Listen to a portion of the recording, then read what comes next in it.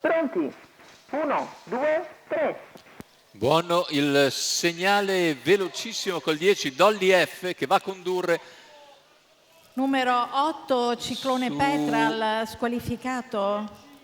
Il Numero numero 5 2 Day Love Vortice Deepa, Leo intanto lo squalifica per squalificato. Vortice Leo, ma Numero si 1 presenta subito Zobei cattivo DR Doncaster che va a squalificato. condurre in 200 metri. Doncaster di forza su Dolly F, poi mi sembra bellamente in terza posizione, preceduto da Day Love Deepa. E intanto se ne vanno i 400 iniziali con Doncaster che li percorre in un veloce 30, considerando la partenza da fermo. Sposta nuovamente Dolly F che, vedete, riceve strada dalla condiscendente Doncaster e quindi dopo 600 metri nuovo cambio della guardia con Dolly F leader nei confronti di Doncaster. All'esterno la velocità di Draghetto OP che dopo un giro esatto passa a condurre.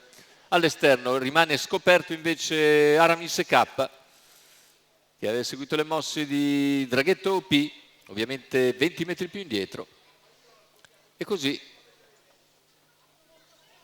vengono percorsi i primi 1000 metri in 1.17.9 con in vantaggio Draghetto OP, in seconda posizione Dolly F per corsie esterne, Aramis K, poi lungo la corda Doncaster.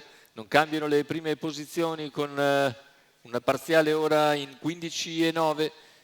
Si è adeguato Aramis K all'esterno di Dolly F. La terza posizione per Doncaster. Mentre per corsie esterne c'è anche Cruso dei Greppi. E via via tutti gli altri con in terza pariglia esterna bellamente che ha all'interno Day Love Deepa. Intanto ultimo giro con Draghetto P che accelera sensibilmente per cercare di mettere in difficoltà Dolly F e Aramis K, i due più immediati inseguitori. Doncaster sempre in terza posizione lungo la corda. Ora Draghetto P sta facendo velocità pura, 14.9. L'ultimo parziale prende due lunghezze abbondanti di margine a Dolly F che rimane comunque in seconda posizione. Aramis K sempre proteso all'esterno. 400 all'arrivo con Draghetto OP nettamente avanti a Dolly F.